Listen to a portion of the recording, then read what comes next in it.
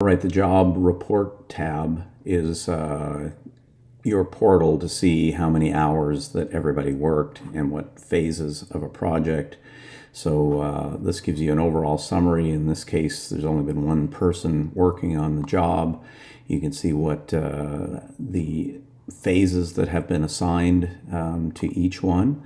So here's the project manager.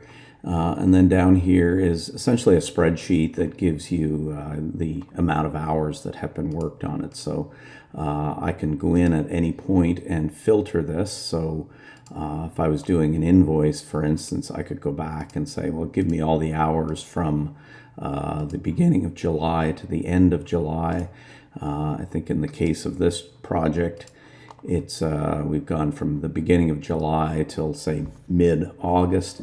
And when I search for that, it will filter the hours here. Again, I can copy that to my clipboard and paste that into the invoice.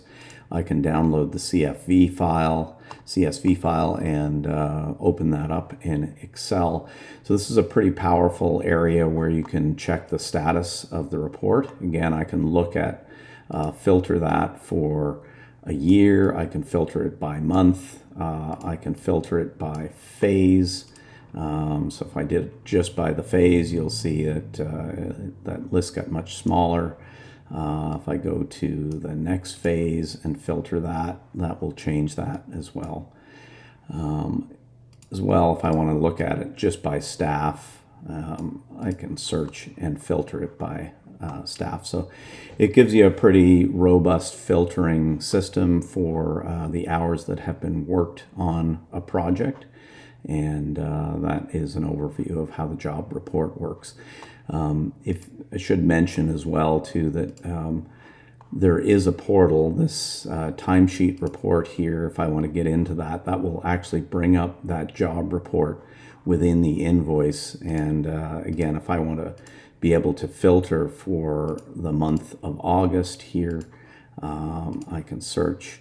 That will filter that. I can copy that information and then paste that right into my invoice.